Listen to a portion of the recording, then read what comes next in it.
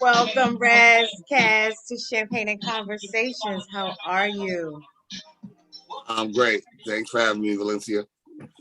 Yeah. Oh, you said my whole name. Okay. Oh, Thank Bill, you. I don't know. V. I'm sorry, V. Champagne V. My bad. You are good. Listen, you're part of the cool kids. It's okay. I noticed that you are on the cusp of being a Virgo. You missed it by a couple of days, but we'll give you that. We'll give you the Mm-hmm. honorary mention. Uh-huh. So you can be a cool Okay. kid for that. No problem. Valencia is Awesome. good. Awesome. Yes, welcome. Cheers to Appreciate it. you.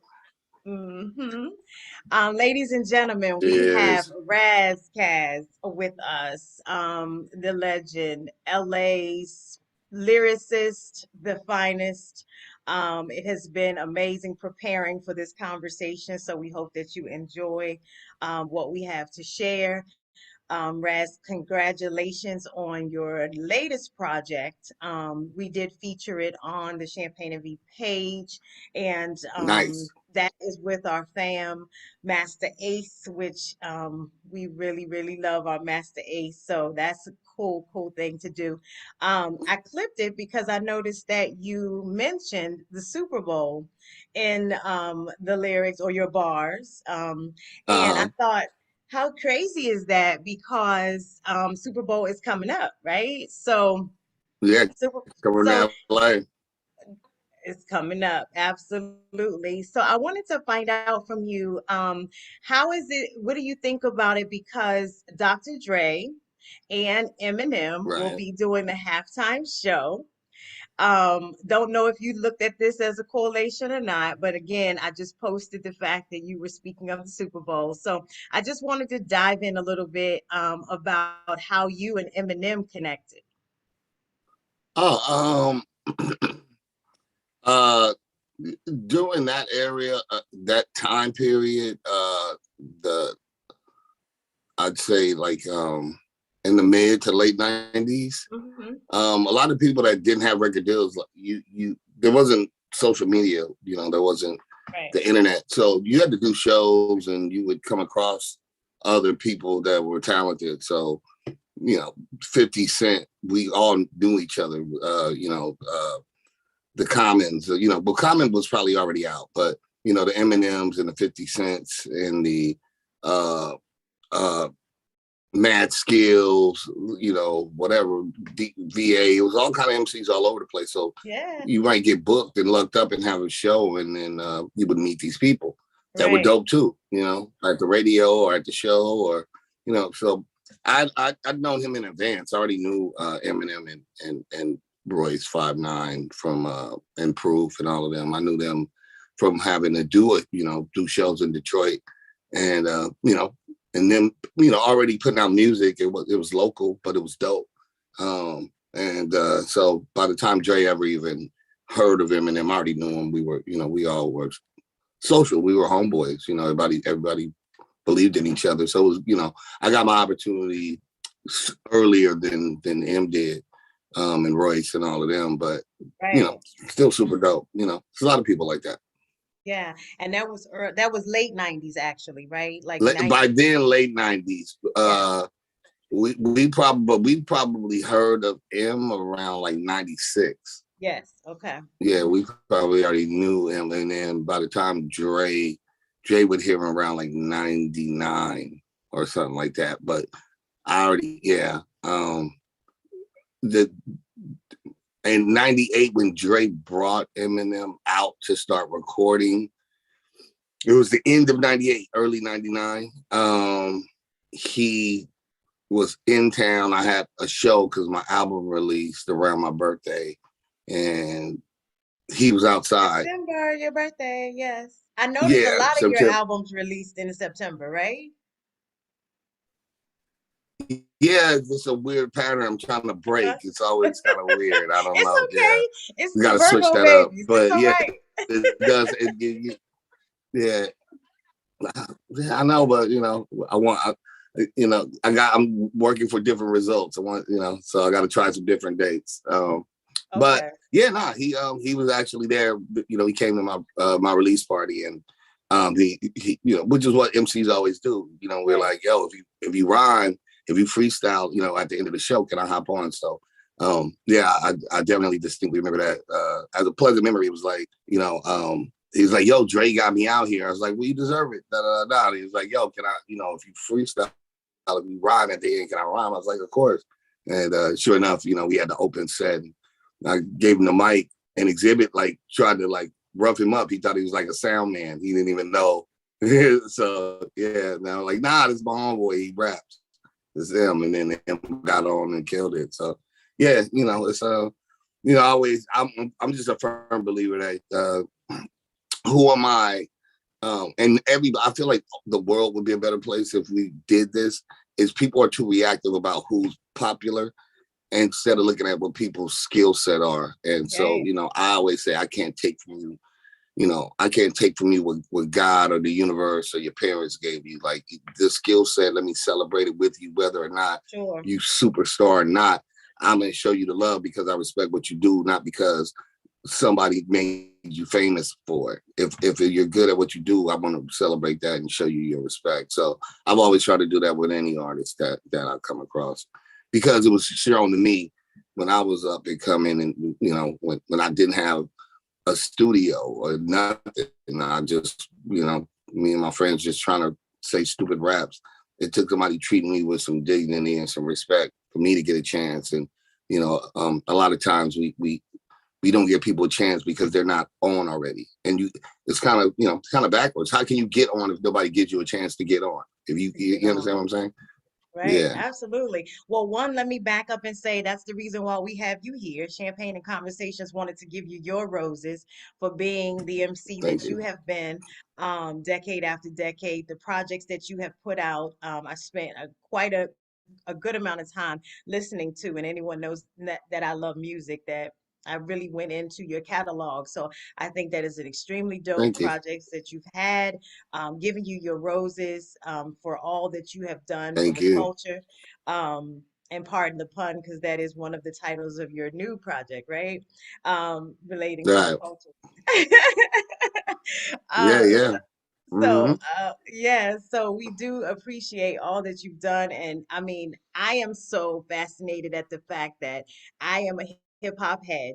And of course, you have taken the art into a whole nother way, with most people thinking that the West Coast has a West Coast sound. It's kind of hard, gritty, that kind of thing. But you fused it with a lot of the bars from like what we would consider the East Coast.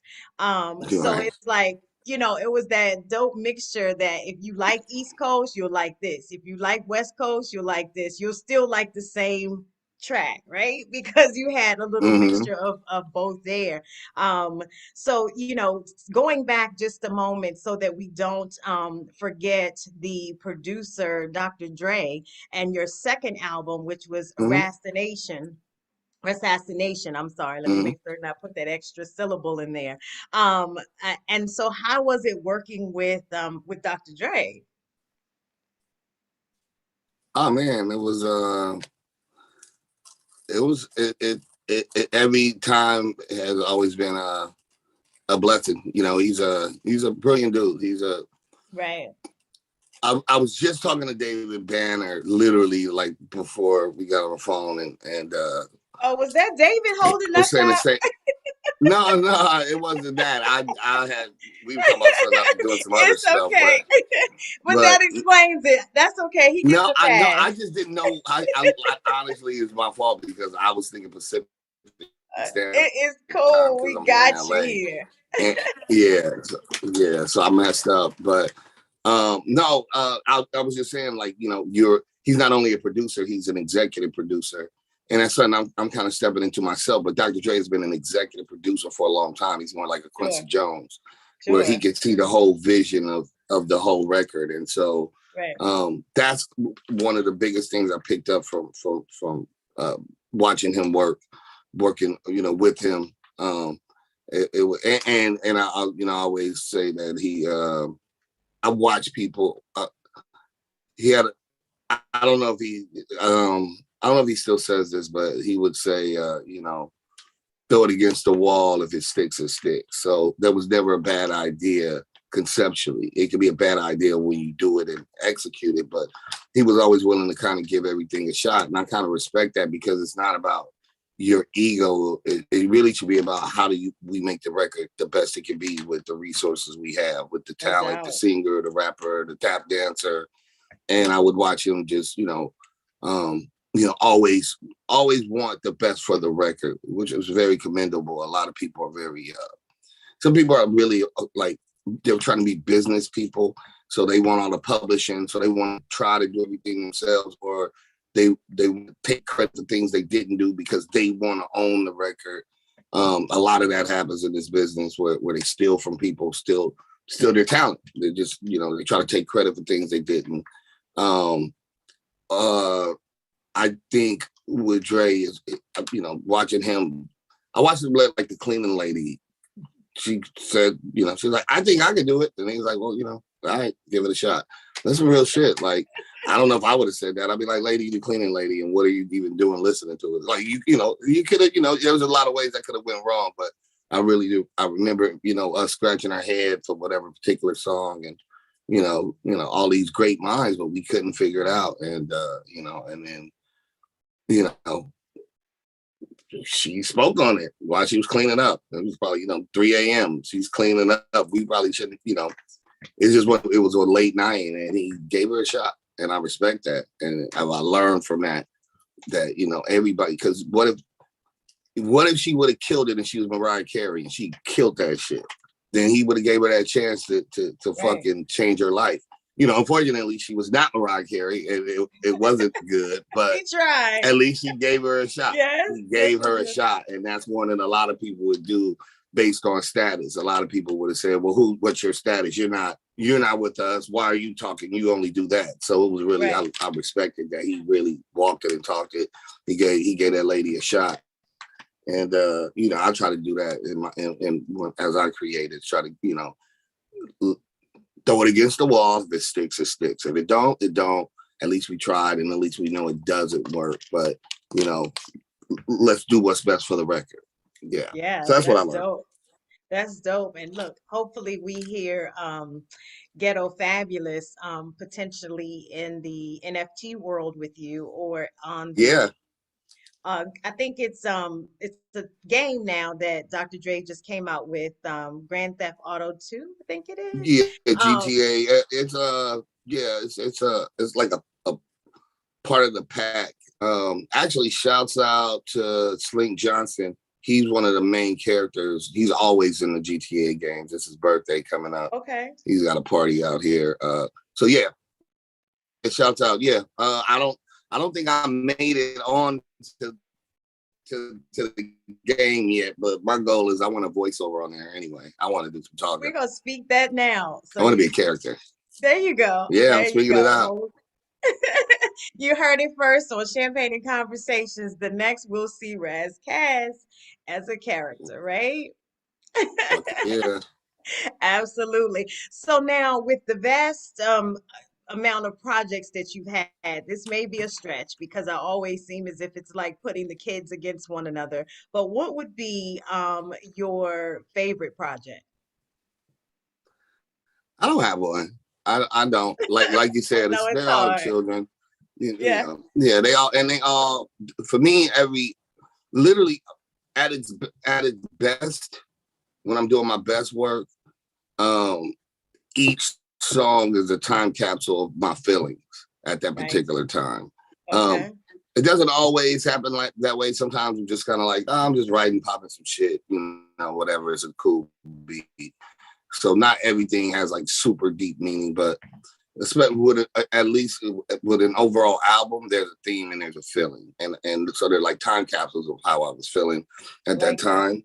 Mm-hmm. And so for me, It's more it's more for me to go back, because I don't listen to me a lot. Some artists do; they just like to listen to themselves a lot. I don't. It's kind of cringy for me. But when I go back and do listen to myself, it's surreal, because I'm like, oh shit, I really was upset, or I was really hurt, or I was really confused, or oh yeah, I could tell I was mad at so and so because I line this about blah blah blah, or yeah, I was, yeah, because mom's at the Wooty Wham, or my cousin did this, or there's inside jokes in my music. Oh, is that serious? Okay. Yeah. So I write like that, Okay. like it's personal, like it's shit that only certain dudes or certain people, we was out somewhere, some shit happened, and I'm talking about this thing that only like 20 of us know, or sometimes it's some neighborhood shit, sometimes it's strictly like some Creole shit. Maybe it might be some slang shit that only certain niggas in this hood in Brooklyn know. So I'm just sharing this one bar, like, you know what I'm saying? I see y'all. Right. This that line about this thing, So for me, it's these time capsules that I get to look back and reflect, and also for my grandchildren or great There you grandchildren, go. The whenever legacy. That's I it. have those things, you know, for them to get to know me. I used to tell that to Right. my twin boys, my sons, or I'd be like, look, bro, if you want to understand what makes me tick, nigga, you can buy the first album. And as a matter of fact, I'll buy them for you, and you can just listen, and you'll know what I think, why I do what I do, who I am, because I'm usually just explaining myself, and then yeah, I don't. There's some songs that resonate more to me at certain times or whatever, Okay. but there's no song or album that I like more than anything else. I'm just enjoying the journey. It's my life. You know what I'm saying? Yeah. So I'm just documenting my journey. Yeah, that's dope. I will say that I did have a favorite, and it is Van Gogh. And Okay.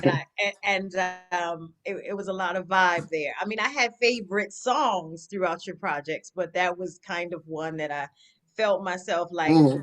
bop into the entire project. So, Mm-hmm. yeah, Interesting. and one thing we'll talk about offline, but otherwise, that was my favorite. But now I want to ask you, because you did the fusion, or the crossover, I'm not certain what the term would be, that you use, but what was the kind of ideology, the influence of that? Because you used bars from like previous tracks, previous songs that you would mix with like upbeat tracks, that kind of thing, so that we would hear about Lil Kim, we would hear, something from Slick Rick. It was so many different things that you sample. Were those your like musical influences growing up that you were putting Yeah. together? Every time I utilize, hooks or a line or scratches, yeah, those are just,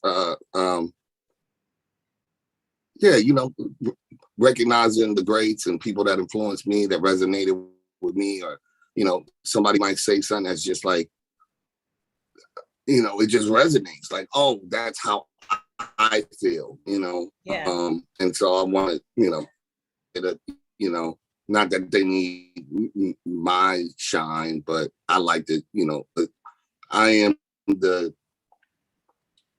I'm the total sum of all my experiences.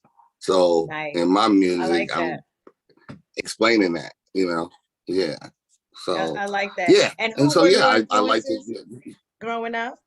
I mean, everybody. I mean, I'm a late bloomer actually to rap. As far as like listening, I heard it was around, but I wasn't listening. Um, I when I do that, I alienate so many people. I didn't give So you the top five. I didn't say that. You I can mean, name as my many as you favorite want. my favorite rapper is KRS One. Okay. But then as far as like how many people I listen to and who I like and who I think is dope, and that goes into, I can easily rattle off 50 of those people. Absolutely. Um, Yeah. Yeah. so it's just there's so much variety, especially in the golden era. There was so much variety and so many. The depth of the talent Right. was amazing. I say this and I'll stand by it today. Um, I think the bar has been set so low that a lot of what people call great today would have been highly average in 1996 or 7. You know what I'm saying? Like, And do you think it, that's from the quality or the uniqueness? Like they're, kind it's of their both. like, I think it's okay, both. We celebrated individuality, and you couldn't get on being absolutely. like somebody else. And now they That's right. celebrate literally sounding the same. Like there's a Absolutely. certain sound period, there's a production style, there's a type of delivery that is sold as this is what's cool, this is what's good. And unfortunately, it's only done to rap music. They don't do that to country western. They have so many versions of rock. There's classic rock, there's hair metal, there's speed metal, there's this. For us, we allow corporate America to define us when we used to define what was cool, and now we're letting old white men tell us what's cool, and niggas is repeating it, and that's kind of unfortunate. I always find that pretty sad, but hopefully we can break that stigma.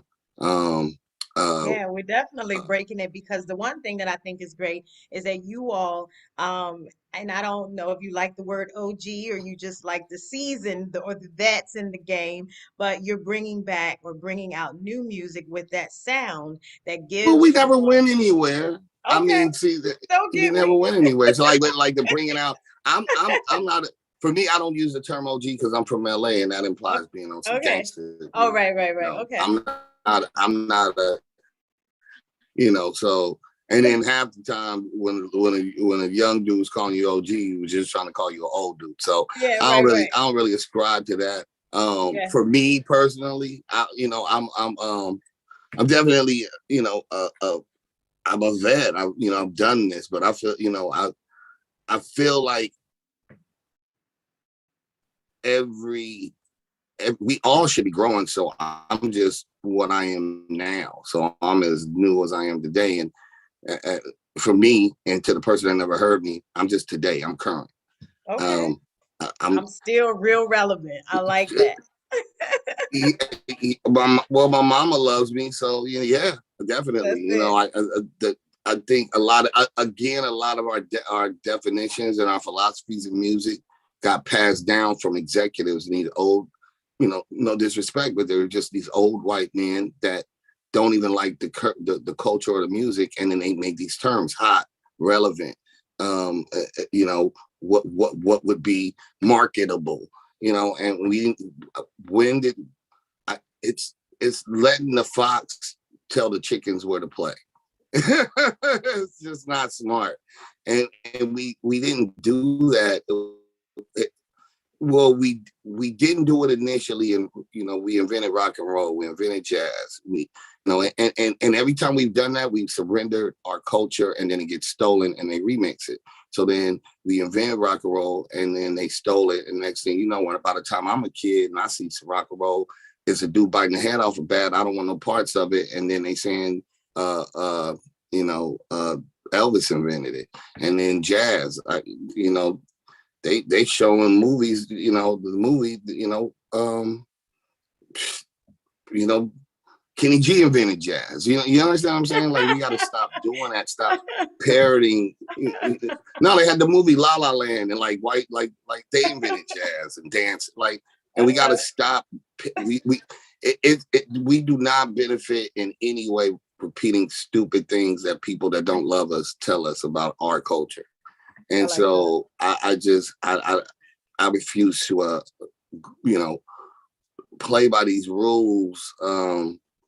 Nobody's telling Liza Minnelli or Cher that she ain't relevant and she can't do an album. Or Right, you understand what I'm saying? right. We only do it to ourselves, and we parrot this ignorance, and we never even ask why. Why don't they do it to theirs? Why are they telling us that's how we got to do ours?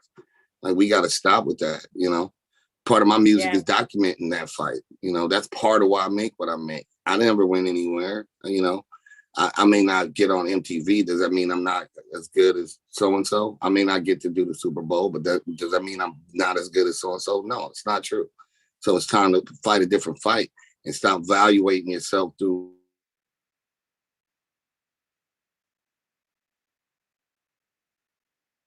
You there? to the homies who getting a great There you opportunity, go. but for the other people that don't, not everybody's gonna get to do the NFL. That doesn't make them no less than the people that do get to do Right. it. You know what I'm Yeah, saying? that's right. My skill set is still a skill set that we talk. I tried to, I had to talk to some young MCs fairly recently, and what I tried to tell them was like, bro, this is called rap. It's not called who can sing the most, because that's called singing. It's not called who got the hot girlfriend on Instagram. It's not called how many chains you wear. It's not called who you shot. It's called rap. So don't don't tell me about who's more popular. It's not called popular. It's called rap. So can you rap good? So all the rest of these factors that we start factoring in, talking, people do their list of who's the best. You're not even talking about rapping. You talking about other stuff. Right. So it's corny. We got to stop letting people dictate our culture, and because then it misleads the young boys and the young girls about what the skill set is. They respect painting when it's whatever, when it's rock and roll. You can't be the rocker dude and then you can't shred on the guitar. You got a big guitar, but you can't shred. You out of here. You know what I'm saying? With our culture, we got to start demanding some accountability in the craft. I think and that's not old man talk. That's just whatever it is. I gave this analogy to the homies. I was like, look, bro, if we went to the NBA, to the basketball game, and LeBron get out there and he can't dribble the ball, he falling on the ground. But then a little Mexican nigga hop out of his shoe and get to dunking and doing all the stuff. Who you want? You want the little Mexican homie shoe. You don't want the LeBron because he can play basketball. So this ain't about who's popular, it's about the skill set. Boxing, And I the can talk all the trash I want, authenticity. but if I think it's back to the skill set. I can talk all I want about, being the best boxer, but when I get in there with Floyd Mayweather, you're going to see when I'm gassed out in 2 minutes and whatever. And that's everybody. You got to respect their skill set. And this is called rap. It's not called the other things. It's not called who had Versace glasses on or who bought a Bentley. That should be called something else. It should be called who got a Bentley, or that should be called who's dating the hot girl. Yeah. Who's most fashionable, rap. So we just gotta get right within our own culture, and I like to. I'm glad for my part, I'm documenting my journey. I love hip hop reinvigorated all the other genres of music. And I'm sorry, somebody's calling. I gotta wait till they hang up. Okay. Ladies and gentlemen, if you are just joining us, it's RAS KASS, and we Yeah. are talking deep hip hop at this moment. He's really getting into the journey and talking about the talent. And we are here on Champagne and Conversations for more of the projects that Raz has in the works, of course. He says he's never gone anywhere, so I'm not going to say he's back. He's here and he's live and living colors. So Yeah, keep man. going.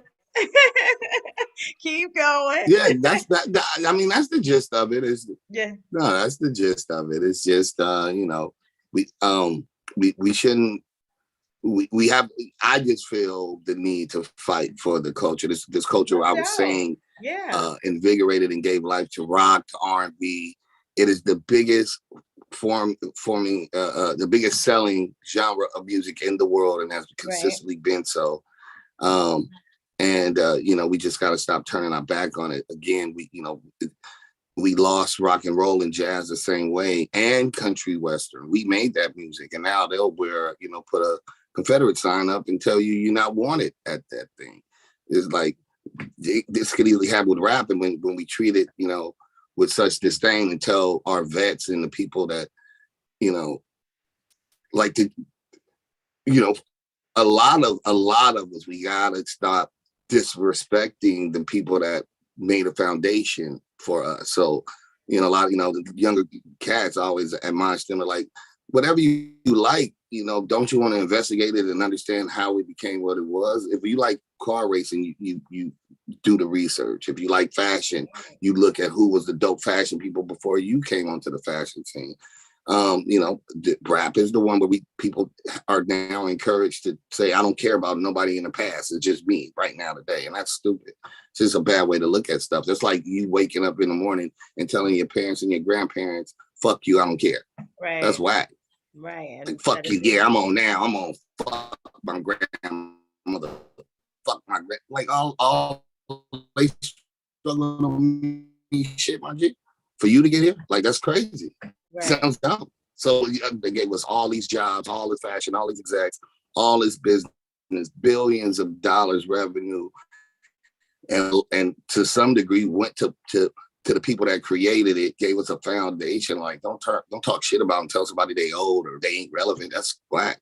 You got to respect it. That's all. Absolutely. And that's basically what you're Yeah. saying is that the music is still alive and it has been alive for many, many, many, many decades, obviously centuries and such. And so what we have actually used and laid it as the foundation or looked at it as the foundation and used it to create our own art and our own culture, we need to respect it. And Yeah. in that regard, that's what you're messaging is like, listen, don't turn the other way and just like you said, kind of shit on it. Like, you got to be able to say we understand where it came from and we're going to continue that legacy. So sure. And to add to what you're saying is, maybe I was thinking about this.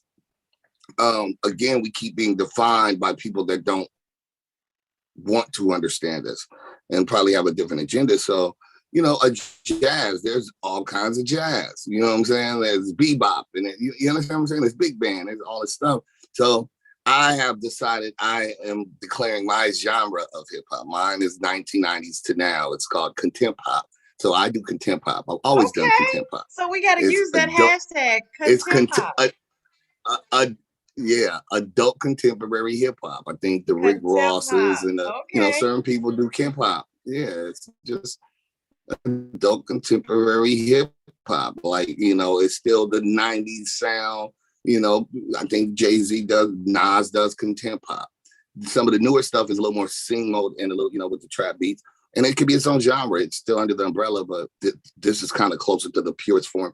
And I don't think we should be, you know, you know, let things evolve. We can't change, house music turned into to so many different things. You know what I'm saying? It turned to EDM, it turned into, you know what I'm saying, the stepping Yeah. music, whatever. Yeah. So let it be what it is.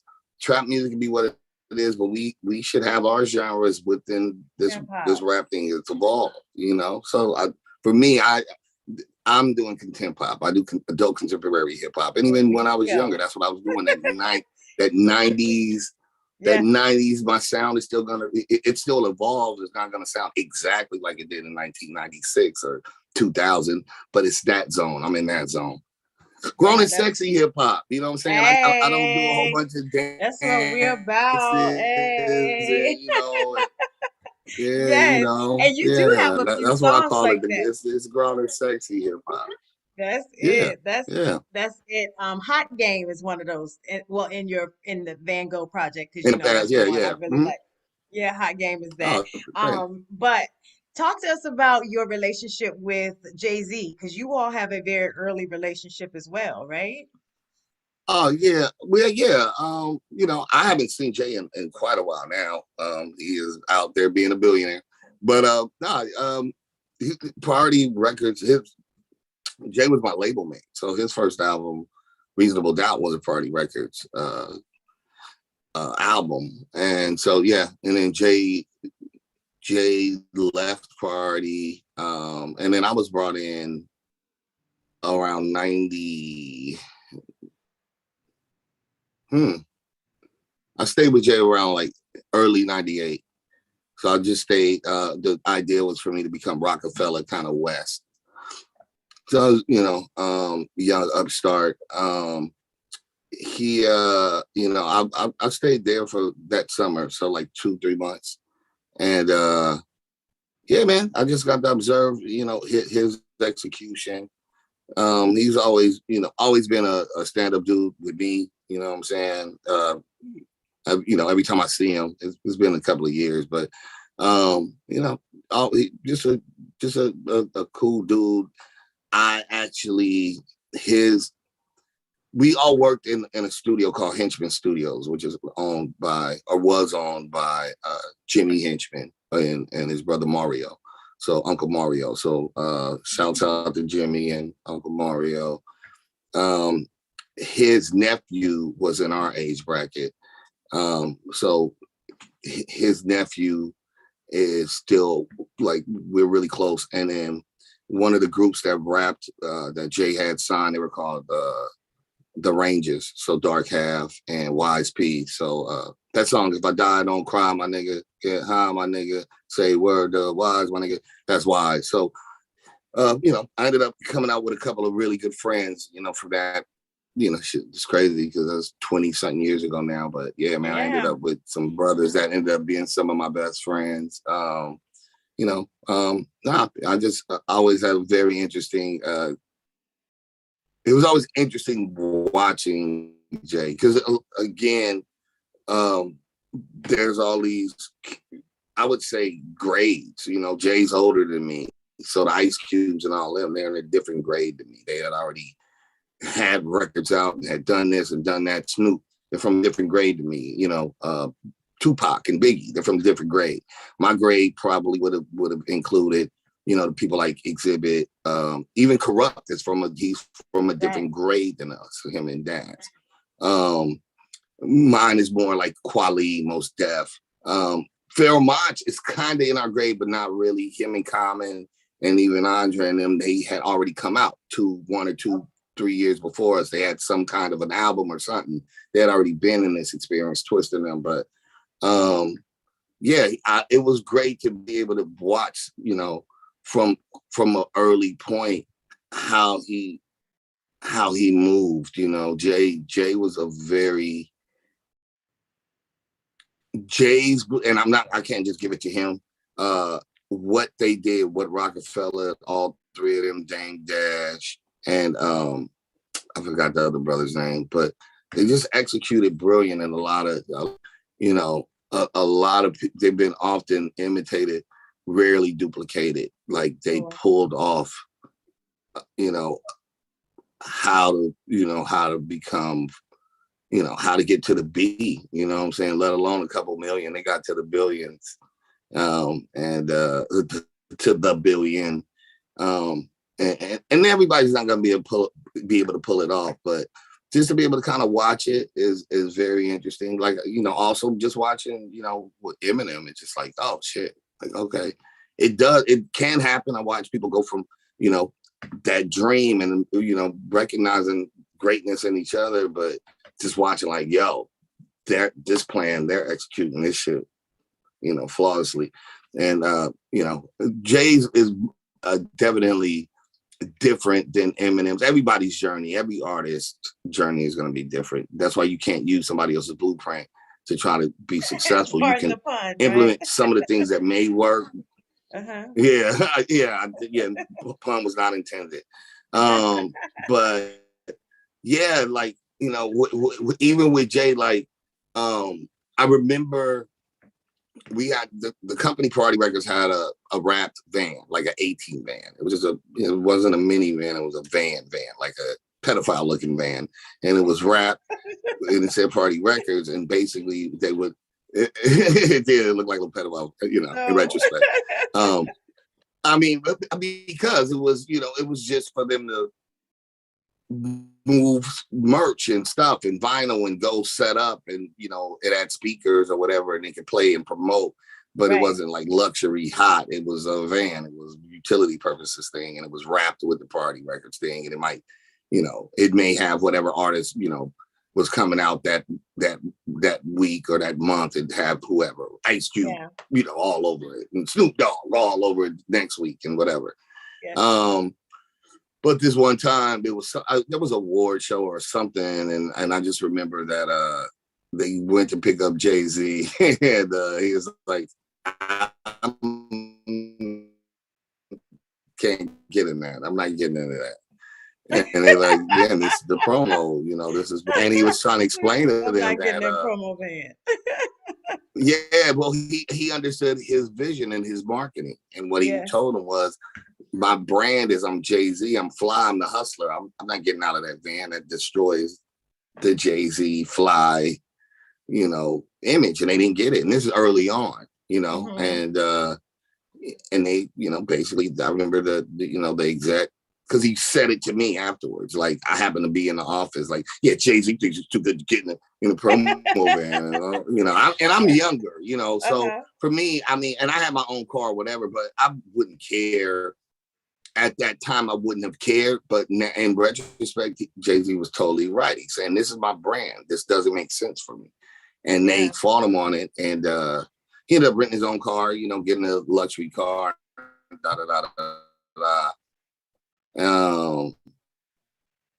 Yeah. And Stand for nothing, fall for it's anything. part of So the he reason definitely why had it. it never worked. Yeah, and he understood what he was trying to market, and they didn't. And if he Right. would have stayed there, they would have failed. They just didn't have the vision. They didn't understand. They thought one size fits all. Everybody gets in this van. He's like, no. Obviously Snoop wasn't going to be in a van. Snoop from LA. He's going to be in his lowrider being Snoop. So he could be his brand. Ice Cube, Big Dog. They wasn't going to pick Ice Cube up in that shit. It was for Right. all they B and C team artists that they felt they could put into the band. And Jay-Z, he understood his worth and he executed. So, I always feel like I was able to be, fly on the wall to a lot of interesting things. I got to see it like firsthand with people. And then my story's not over with yet. We don't know, It what is happens for definitely me not over. next week, next Yes. year. Yeah. You are So, creating the I'm blueprint I'm now. definitely I'm trying to get my nice bill ticket. Well, I don't want to bill. I mean, I'll take Yes, you do. honestly Don't say five, anything six. more because we getting ready to Not share in that vibe. So just keep saying it. Nope, you okay. get ready to Well, get your field ticket. That I means don't we'll all need get our I don't need bill the ticket. bill. I want Oh, I 5 million, do. 5 million liquid. Shush. 5 million liquid. That's what I No, want. we need it. The bill. We going that way. So just keep going. Just Okay. keep. All right. We're gonna Okay. flow on that So, vibe right now. Um, all right. Speaking of bars, Barmageddon, very interesting project. Has a lot of jazz fusion to it to me. Mm-hmm. And it's very grown to me. Mm-hmm. I kind of sat back when it got ready, when I was listening to that. It was later in the evening, but yeah, I like that vibe. What was your take on that? I know, was that your last? Well, that wasn't your last album, but Uh-uh. that one was a That little yeah, that was different. a couple of years back. Barmageddon was just artsy. It was a Yeah, jazz record, I think. yeah, I it think was that's really just the cool. zone I was in. Yeah, that it literally was, I feel some type of way, and then sometimes, like, I'm find myself picking certain production and writing about certain things. And then I realized that, oh, this is what I'm doing. This is this album. This is this project. Because I could be intent on writing one thing. It's happened recently where I was trying to create one project and I looked up and the music I was making had nothing to do with the thing I wanted to do. And Right. because I was writing from here and what was resonating sonically, the song, the music, and how I was feeling were something totally different. I was like, oh, I'm writing that. And I had to like completely just acknowledge where I was at and focus and do what was in my soul. So I think that's Right. a big part of it. Is yeah. I was in some melancholy kind of jazz mood with Yeah, it was Barmageddon. dope. Yeah. Yeah, I liked it a lot. Just even from when the intro started, I was like, "Oh, wait a minute, this is something different." And I had not really listened to the entire, catalog. Obviously, Hmm. I knew Yeah. Stone on Ice and I knew, Rassassination. Let me not keep forgetting that part of that. That's So okay. No worries. so I knew several of this, of your earlier albums because I love, of course, the 90s, like you say, golden era of hip hop. But Hmm. now I'm like, wait, you got on some, we can put on some grown stuff and listen to this right here. So with Right. that being said, I was like, okay, this is like you're definitely kind of flowing with the time or the energy, like you said, a vibe, and understanding that I guess your fans are growing up. So because they're growing up and they're getting a little bit more of this and that with their step, that you're going to give them something to step with, pretty much. That's what Yeah, it seems yeah. as if. Yeah, Yeah, I yeah, mean, I it's like. not intentional. I guess we just all grown up together, so it just Yeah, becomes a generational era thing. But the bugged out thing is, the music can resonate with whoever. yeah, And so I find, you know, I, there, especially in Europe and like Australia, man, because like real hip hop, contempt pop is alive and well out some there. hip hop. Like there's I the love it. 19, yeah, for real. There's like the 19, 20-year-old girl that's like, I like bars, like I like hip hop, Yeah, and yeah. they'll like my sons are what 23, and like they they're playing Tribe Called Quest like that, so it resonates where it resonates, if if because I mean I think about it like to listen to Beethoven, and like we weren't born, none of us was born when them cats was popping. So music can always speak to you, if you're open to listen, and if it naturally works for you, then roll with it. Right. I don't I'm not closed minded to any form of music. I just know a certain kind of hip hop is my main vibe for me. You know Yeah, what I'm saying? Everything else is secondary. I'm definitely cool with it. I'm not closed minded at all. Um, but I know what really, really makes me tick. And so as I'm growing, I guess other people are growing too, growing up, and right, you know, right. um, and so yeah, because I'm not doing it to pander to anybody or cater to anybody. I'm just doing it because this is in my soul. And so we all grew up around the same That's the way it makes the genre. most. Yeah. So, and I'm hoping that there's enough. I know there's enough people that are where I'm at sonically, as opposed to, um, the 40-year-old dude that's. I'm not interested in being. I probably shouldn't knock people, but I'm not the 40-year-old dude trying to do these dances and wear clothes that don't fit with 17 chains around my neck. That is not what I would have done 10 years ago, 20 years ago, and a damn sure wouldn't do it today. Like, been wearing like really big boots, the Kanye boots. It's not for me. That's not my style. So I'm a different kind of animal, and I got to reflect that in my music. And I'm trying to make music for those people. 90s music was a little like, and it's not even about 90s. It's 90s to now. My music is a little philosophical. I don't do a lot of party records. I do a thinking, I make thinking man's music. I do, or thinking woman's music. Um, Well, I deal with, Barmageddon had a lot of party tracks on it, to yeah, me. I don't, I mean, I have fun. I mean, Like I Hope definitely reflect. Line and Girls, I think it was Girls to Yeah. the Hood, Good Girls in the Hood, Girls something from the Hood. The shit, I can't remember the title. I have to look at it. But no, I mean, I Oh, have God's in the fun. Hood. I'm sorry, God's in the God's in the Hood. hood. But Yes, that's yes, not yes. a party record. It had like an up tempo, kind of vibe to But it to me.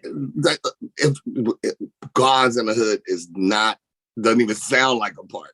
But it's a good record. Yes. Well, you have been mentioning God from the beginning, from Soul on Ice, and I loved it. Right. In fact, that you were putting that in all of your Yeah. music. I think maybe one album I heard it got a little dark, and I was just like, okay, moving on past that.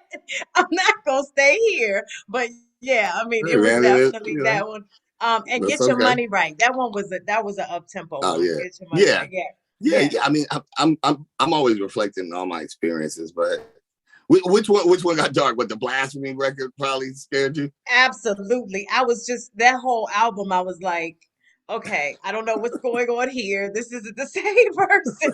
It's the same I listened to person. I think I listened to maybe four tracks on that one, and I was like, nah, I'm I, good. And every it's funny you know that. So yes, we're on the same page. That's so funny. Now, things resonate to different people, man. The funniest thing about that record, just to put it out there, is that I knew the title alone was going to freak Yes, people out. yes. But that I'm gonna say this: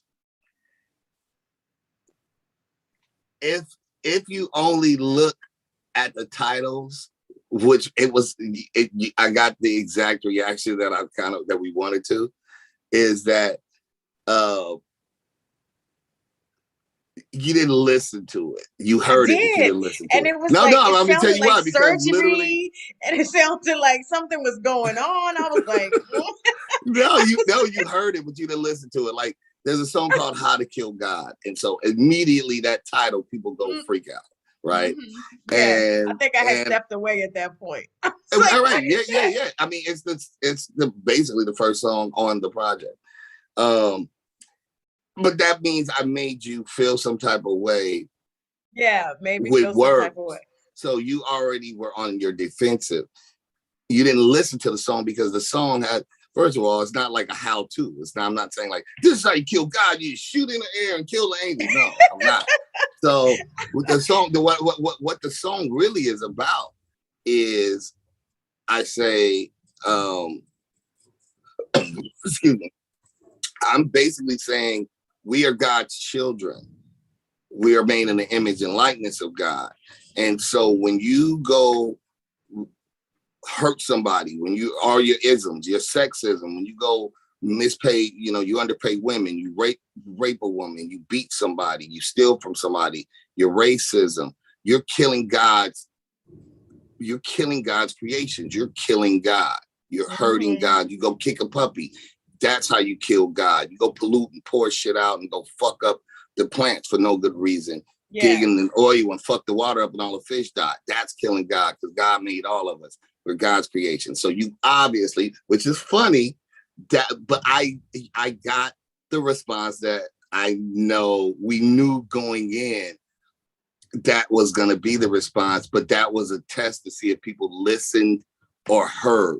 Most people just hear it, and then you saw titles and it freaked you out, and that's the funniest part. But I would encourage you at a later point to check it out because literally I say this is how you kill God: Holocaust, crusades, Zionism, jihad.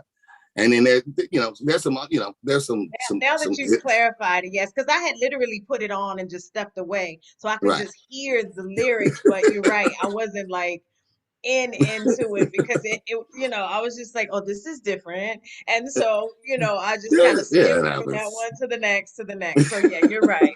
I'll go back and give it a second chance now that you Yeah. explained it, guys. Yeah, Yeah. but our whole goal was to get honestly, I wanted the religious right to get really mad and protest it and burn them. So that was controversy sells. So I definitely purposely had made some of the titles Something to talk about. agitate people. Yeah. Because I knew in general, when we see things we don't like, now our defense mechanism comes up and then we don't listen. We may hear it, but we don't Okay, listen. my bad. I'll take You know it. I what? didn't listen. No worries. No worries, B. I'm just giving you a hard I didn't listen. time. Now, with that being said, you have collaborated with so many, or you featured so many on your projects. What was the kind of overall, or is there an overall? Did you have to break it down project by project in terms of who you featured, or what were your thoughts just in, those folks that you've added to your albums? I try to make it organic. I just really I I'm aging. We're all aging. If you're not aging, that just means you're already dead. But I can recall, one or two instances where I was around somebody who showed me nothing but love, who I was a big fan of, that kind of gave me an olive branch, and for example, Big Pun, just being with Pun, and I'm Oh, young, fun. Rest in peace, fun. yeah, rest in Yes. peace, Pun, and him offering like, yo, Raz, we gotta do something one of these days. I'm like, Oh, and did you and get then to I didn't work take with it. him? No, because I was No, first of all, I okay. was too shy.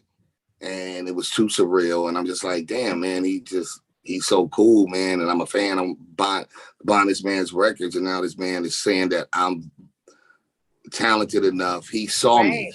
He saw my talent, and wasn't doing the status thing. He was doing the rap thing. He's saying, you rap like me, you dope, and I believe in you. And I wasn't proactive. And but then you Oh, think that's so people dope. are gonna live forever, and then they don't. And That's so for me, that's part where of you why I come. do these features now is because I want to, for myself, with these people, um, to take advantage of these opportunities to create something awesome. Um, if I'm what if I pass? But especially if they pass, my friend Proof, who was Eminem's best friend, you know, I'm glad we were able to do a couple of songs. That was my guy. That was my homeboy. So it kind of documents for me, like, yo, that was my guy, man. We was rapping, and this is what we was talking about in this day, and and the stuff we were talking about, and it's the time capsules for me. It's like taking that picture, Right. and so I do it for that reason. I'm a big fan of Master Ace. I've always been acquainted with him, but I wanted to document and I didn't know if he would say yes or no. He didn't owe me anything. So when I reached out and asked him, So he's such a cool. lovely man, and Yeah. an MC. I'm a big fan, and he blessed me, and we made something that was really awesome. High Tech did the beat, and just really grateful for those things. Those are my time capsules, because one day, I'm not going to be here, and one day he's not going to be here. One day, so that'll be what we have that lives on, and maybe our grandkids get to hear, like, oh, Dad, did you know so and so? Yeah, because Right. look, what here Legacy. he Yes. did. Grandpa knew him. Look, they had this thing together. Yeah, so that's why I do them, but they have to be organic. I don't. I my first album, I basically only had one feature. Um, Nowadays, I'm enjoying the collaborative efforts, but I may probably soon, I feel myself going back into where I'm just going to make my art, and I probably want to do a lot of collaborations with other artists for a while. God willing, I'm live long enough to go through that phase again. It's kind of weird because I'm working on a project as an executive producer, so it has lots of artists. That's the whole goal, is to have as many Okay. uh, important voices as possible, whether it's a singer or just a commentator or a professor or or whatever. Right. That record is fully that, and then I'm working on this other project where I really don't want. I just think I want to just. It's a concept record, but I think I kind of just don't want anybody, and maybe it should just be personal. It just depends Wow. on the record and the vibe. Yeah. But but yeah, I do want to. I like to reach out to people that I'm a fan of. I Did you work with definitely. Kanye? I worked with Kanye back day. I worked with Kanye when I was working on after Van Gogh, Golden Child. So I have a Kanye record that my A&R, Mark Brown, is hiding somewhere, Keister Bunny. I don't have a copy of it anymore. I lost all the tapes, but he has everything. But at this point, which is cool. I'd love to just have it, dump it, let the world hear. Yes. I was going to say, When, I think we yeah, might need that. I think we need to find that. We yeah. need to call somebody and get I that. just said his name, Mark Brown. His name is Mark Mark, we Breezy on the need that. Instagram. Thank Yeah, you. actually, we'll do a campaign. Tell Mark We're going to do Breezy. a campaign. Tag me and we'll make it happen. We need the Okay. Kanye uncut. Thank Yeah. you. Yep. I do have Absolutely. a Yes. Kanye record. And we need that. Yes. So you can get When it. he was Kanye, I don't know the new guy. Whoever I was know. Kanye. That's what I say too. I like Kanye. I know we got Right. Ye, but I like Kanye for sure. Right. You did the Golden Child project. A shout out to DJ Premier because that was a fan favorite.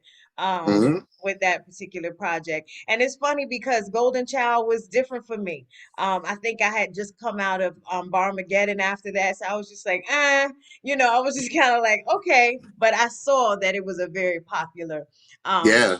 it was a very popular track. So yeah, I'm not discrediting it at all. Shout out to Oh DJ wow, you Premier. fronted on the premiere? No, no, no, no, What? no. I just was in a mode. I was just in a vibe after that. So I was just like, okay, I heard it. Yes. No, I didn't front on it. No, don't have him after me.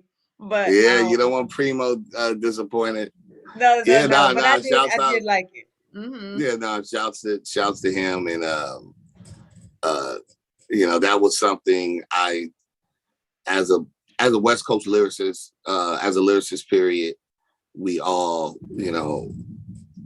it's kind of one of those stripes to say like, yo, I bodied a DJ Premier record, Yeah, as and a they hip said as that a, they as a in lyricist. some of the articles that I've read that the fans were waiting on that because they had kind of figured out what you were known Right. for outside of your thought conscious or thought provoking type of messages. You had gone into that space, so Mm-hmm. with that coming out with the kind of New York fusion, just really put that Yeah. whole thing back in Mm-hmm. perspective. So yeah, that was a good one, a good move, a good Yeah, he blessed um me. plan. Yeah, he blessed you with that. Absolutely. So where can people find your oh, and we also have to talk about now you have something that is kind of NFT, but it's also figures. You have the Horseman HRSMN. Is that what it stands for? Got it? Yeah, yeah, I Horseman. got it. You Yay. did I it. did my Yeah. homework. So you have a collection, and that is yourself, corrupt, cannabis, and I'm missing one. Killer Priest from out of Wu-Tang's camp. Okay. Oh my gosh. I am so sorry. Killer Priest, Yeah, please no forgive me. worries. Yeah, no Please worries. forgive me. But yes, we have the collection and that collection. Tell us about how that came about. Well, the Horsemen have been a group. We were kind of the first hip hop super group. So 2000 Yeah. ish is when we formulated. So we Voltroned in 2000, and Ultron. Okay. yeah, we Voltroned up, and just for one reason or another, we could never complete our projects, and we get bootlegs. Something would happen, so we never got it done. And then, obviously, everybody's separate artists with their own careers, and they have their own cliques. So Cannabis was down with the Fugees and Lauryn Hill. So at that particular time, he had his agenda, and Corrupt, Dog Pound, Snoop Dogg. Snoop say we going on the road for a year, he's out, and I would too. And then Killer Priest, he's always out with Ghostface, or he's or with Jizza. He's always gone with them. So scheduling, due to scheduling, due to external factors, we can never get it done. Hmm. And then our brothers did it. Years later, around 2005, our I would say again, if we were in the 11th grade, then our brothers who were in the 10th grade, being not really Joe Buttons. Joe Buttons even came out around the same time. He would be in our age factor, but not age factor, grade, just when you actually come out with a record. But Right. they did Slaughterhouse. So Buttons, Royce 5'9", Joel Ortiz, Crooked Eye. And it was our Same thing. idea. But, Hmm. you know, just because you have a good idea don't mean you own it. You know what I mean? And so our brothers went and executed it and killed it. And Slaughterhouse went on I think they did their first album independent. It worked out so well that Interscope, Eminem signed it, and then they put out 2 more albums, and then from there they did whatever they needed to do. But Wow. Okay. the brilliance of it was, that they did it. They executed it and kept it Right. together. It's really hard being in groups because of the Keeping it extra together. manager and the egos and all those things, the Right. conflicting times and all that. And so I was very, really thanks, but no thanks to COVID. I had downtime, and I was working on some other stuff at the time, but in my hard drive, there was this folder that said Horseman. And at some point I decided to look through it, and I looked at all this you know, incomplete material. and I just decided for myself therapeutically to finish what we started. So 20 Nice. years later, we finally You got the project. put the project together. Yes. I got with my main, Congratulations. yeah, thank you, my man Gifted Glitch, who's an incredible artist. He did the art, the cover, and everything, and all the NFTs, skateboards. We have all kind of like we have skate decks. He did the videos. They're all animated. These characters, and so now we're moving into the whole NFT part of it. Um, So, Eventually, the goal being with the album came out, we did well too. Whatever we charted, we charted on it. I forgot number 4, and in Billboard for for a couple of weeks. okay. Yeah, so it's a beautiful thing. We'll be touring probably because I think everybody's over COVID. Like it's just the world is over it. So I think we'll be. The world is over. We just haven't gotten rid of it. Yeah. Yeah, but the year like in Europe, they're marching in everywhere. They're just sick of it, like sick of Right. being in lockdown. So it may just kind of you're gonna be forced. What they call it, herd herd immunity or whatever they call it. It's Uh-huh. gonna be forced herd immunity. Motherfuckers is just not trying to sit in the house no more. We're not staying no So more. I'm they're staying not. They're there. like, You all can go. It's fine. well, I love travel, so I'm gonna do what it takes. I got to get out and go see the world, man. Life's too Yes, short. But absolutely. yeah, yeah. So yeah, long story short, we're doing that now. So the album's out. It's called The Last Ride, and it's been an awesome journey. Just it took us, I call it our debut finale album. It took us, tw- took us 22 years or 21 years to come out with a debut album. So it Yes, took 20 years in the making. We got it out, got it out. and now we're gonna have Congratulations. the NFTs. The goal would be to have even figures like collectible figures, the Of course. toys. Like I'd love to have all of Yes, it. So it's what we're yes. working towards. We're working towards it. That's it. And please tell everyone where they can find it. You all have a website and then your Yeah, social media as well. yeah. For the horseman things, you can go to It's horseman. fatheads.com or something like that. I think it's well, we switched it recently. I Okay. would say this: if you go to my Instagram on my profile, I have a link, a campsite link that clicks into all kinds of things, and so the horseman link is on that. I Okay. think it's the top one. So you can just go to my Instagram at RAS_KASS. And when you click the profile, it goes to my campsite.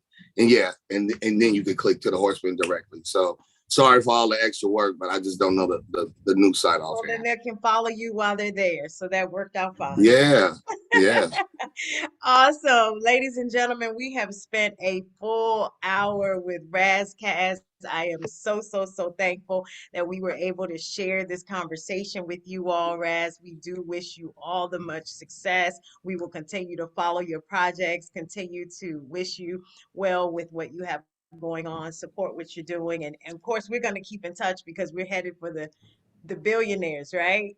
The yeah. billionaires club. We're going there. I So we I will want stay in touch. 5 million liquid, but So whatever, however you want to have it, NFT, whatever you want to put it in, that's fine. But at the end of the day, that's where we're headed. you want the So billions?